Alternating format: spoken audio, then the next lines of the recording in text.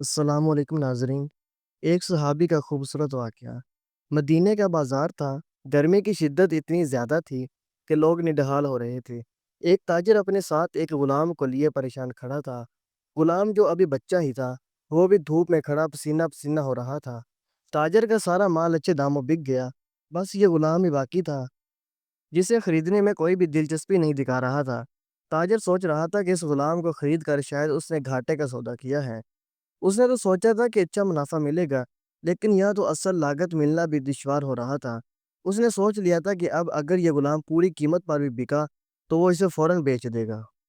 مدینے کی ایک لڑکی کی اس غلام پر نظر پڑی تو اس نے تاجر سے پوچھا کہ یہ غلام کتنے کا بیچو گے؟ تاجر نے کہا کہ میں نے اتنے میں لیا ہے اور اتنے کا ہی دے دوں گا۔ اس لڑکی نے بچے پر ترس کھاتے ہوئے اسے خرید لیا۔ تاجر نے بھی خدا کا شکر ادا کیا اور واپسی کی راہ لی۔ مکے سے ابو حذیفہ مدینے آئے تو انہیں ابھی اس لڑکی کا قصہ معلوم ہوا۔ لڑکی کے رحم دلی سے متاثر ہو کر انہوں نے اس کے لیے نکاح کا پیغام بھیجا، جو قبول کر لیا گیا۔ یوں واپسی پر وہ لڑکی، جس کا نام سبیتا بنت یعار تھا، ان کی بیوی بن کر ان کے ہمراہ تھی، اور وہ غلام بھی مالکن کے ساتھ مکہ پہنچ گیا۔ ابو حذیفہ مکے آ کر اپنے پرانے دوست حضرت عثمان بن عفان رضی اللہ تعالیٰ عنہ سے ملے تو انہیں کچھ بدلا ہوا پایا اور ان کے رویے میں سختی محسوس کی۔ انہوں نے اپنے دوست سے استفسار کیا کہ عثمان، یہ سختی کیوں؟ تو حضرت عثمان بن عفان نے جواب دیا کہ میں نے اسلام قبول کر لیا ہے اور تم ابھی تک مسلمان نہیں ہوئے، تو اب ہماری دوستی کیسے چل سکتی ہے؟ ابو حذیفہ نے کہا تو پھر مجھے بھی محمد صلی اللہ علیہ وآلہ وسلم کے پاس لے چلو اور اس اسلام میں داخل کر دو جسے تم قبول کر چکے ہو۔ چنانچہ حضرت عثمان رضی اللہ تعالیٰ عنہ نے انہیں نبی کریم صلی اللہ علیہ وسلم کی خدمت میں پیش کیا اور وہ کلمہ پڑھ کر دائرہ اسلام میں داخل ہو گئے۔ گھر آ کر انہوں نے اپنی بیوی اور غلام کو اپنے مسلمان ہونے کا بتایا تو ان دونوں نے بھی کلمہ پڑھ لیا۔ حضرت ابو حذیفہ رضی اللہ تعالیٰ عنہ نے صلاح سے کہا کہ چونکہ تم بھی مسلمان ہو گئے ہو، اس لیے میں اب تمہیں غلام نہیں رکھ سکتا، لہٰذا میری طرف سے اب تم آزاد ہو۔ غلام نے کہا، آقا میرا اب اس دنیا میں آپ دونوں کے سوا کوئی نہیں ہے، آپ نے مجھے آزاد کر دیا تو میں کہاں جاؤں گا؟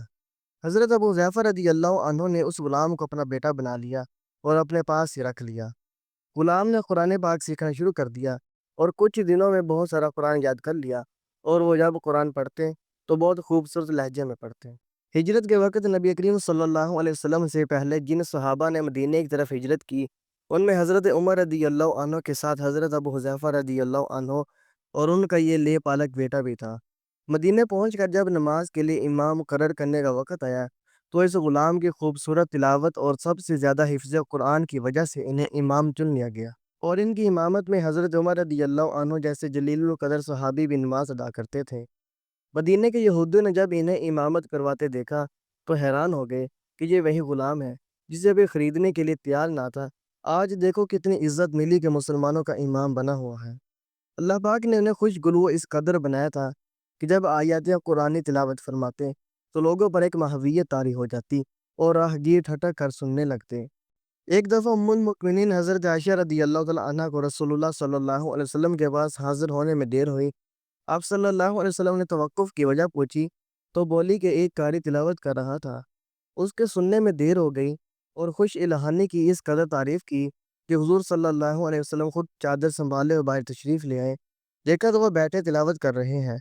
آپ صلی اللہ علیہ وسلم نے خوش ہو کر فرمایا، اللہ پاک کا شکر ہے کہ اس نے تمہارے جیسے شخص کو میری امت میں بنایا۔ کیا آپ جانتے ہیں کہ یہ خوش قسمت صحابی کون تھے؟ ان کا نام حضرت سالم رضی اللہ عنہ تھا، جو سالم مولا ابو حذیفہ رضی اللہ عنہ کے نام سے مشہور تھے۔ انہوں نے جنگ موتا میں جامع شہادت نوش کیا۔ اللہ کی کروڑ رحمتیں ہو ان پر۔ ناظرین، اسی کے ساتھ اجازت چاہتا ہوں۔ ایسے مزید ویڈیوز دیکھنے کے لیے ہمارے چینل کو لازمی سبسکرائب کر لیجیے گا۔ شکریہ۔